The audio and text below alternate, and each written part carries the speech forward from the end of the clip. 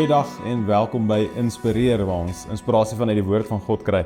Excited om saam met jou te wees en soos jy dalk geweet het hierdie week en dalk weet jy nie, maar ons is besig om te reis deur tydsbestuur. Hoe bestuur ek my tyd effektief volgens die woord van God? Nie volgens my of volgens 'n boek wat ek lees iewers nie, maar volgens die woord van God.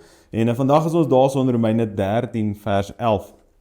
En dit sê, en dit te meer, omdat ons die tydsomstandighede ken, dat die uur vir ons reeds daar is om uit die slaap wakker te word, want die saligheid is nou nader as by ons as toe ons gelowig geword het.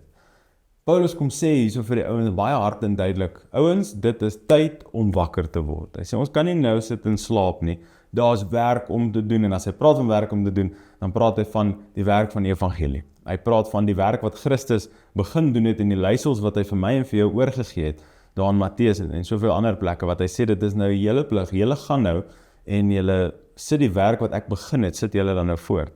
En ek het gister met jou 'n stukkie gedeel uit Handelinge 8 uit, of Handelinge 1 vers 8, en dan as jy nou bietjie verder lees, na Jesus opgevaar het in die hemel, en dan staan die disippels in die lig in en staar. En dan sê die engele vir hulle, sê hulle, hoekom staar julle so in die lig in? En dit is amper asof hulle sê, hoorie maar, het julle nie nou net 'n opdrag gekry nie? Het Christus nie nou net vir jou gesê, gaan en getuig nie? Want dis die vers voor dit. Christus sê, gaan en getuig. En dan sê hulle vir hulle, hoorie maar, julle ouens moet mos nou iets doen. En dan is dit asof hulle in aksie spring. Dan gaan hulle bokamer toe, hulle bid vir wysheid, daar's nuwe mense wat hulle verkies as apostels, en hulle, ek wil vir jou sê, hulle spring aan die werk. Daar's aksie wat geneem word. Daar's 'n moment wat hulle 'n keuse maak om te sê, goed, vandag begin ons. En die hartseer gedeelte is, dit voel vir my, en ek sê Christene, maar soveel gelowiges, wat hulle lewe lank in kerke sit.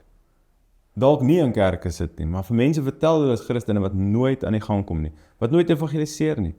Die twee opdragte wat Christus vir ons hard en duidelik gee, is dat ek en jy moet gaan en disippels maak. Ek en jy moet gaan getuig, ons moet mense aanraak met die evangelie van Christus. En dit voel my, dis die ding wat ons nie by uitkom nie.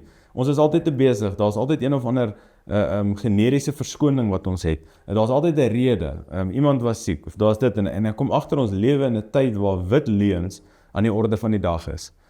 Dit is makliker net om 'n ding op te maak. Nee, ek het maagkrampe gehad, en dan vra niemand verder uit nie, so dis okay, of, maar nee, ek het maar familie-issues, en dan mense okay.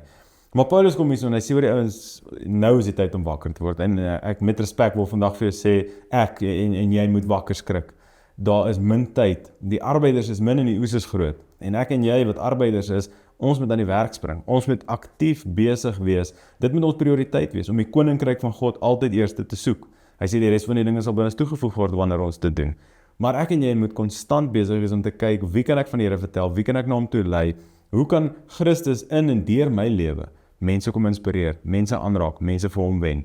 En dit is waar my tyd moet heen gaan. Dit is hoe my tydsbestuur moet lyk. Dit moet altyd prioriteit wees, meer as ek wil net baie geld hê, of ek wil net baie dinge hê, of ek wil net dit, of ek wil net dat, en alles wat ek wil hê, maar dit kom na 'n plek toe wat ek sê, wat wil Christus vir my en deur my doen? En daar is waar die geheim is, en dis hoekom Paulus sê, word wakker.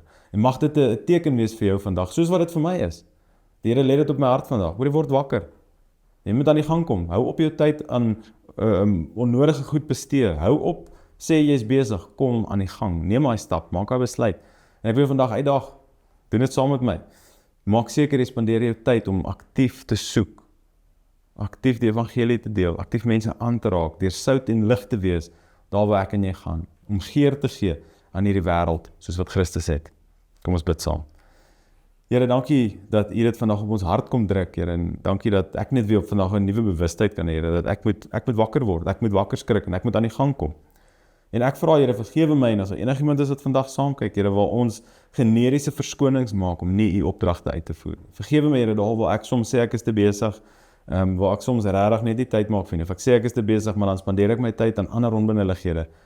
Dis my begeerte, Here, om U te dien, om die werk wat U begin het voort te sit. En daarom, Here, kom commit ek myself vandag opnuut.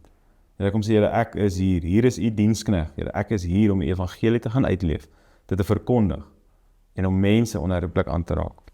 Ons eer U daarvoor, Here, in die naam van Jesus. Amen. Dankie dat jy saam met my tyd spandeer het. Jy moet 'n fantastiese dag hê. Ek sien uit om jou môre weer te sien. Selfde plek, selfde tyd. Tot dan, totsiens.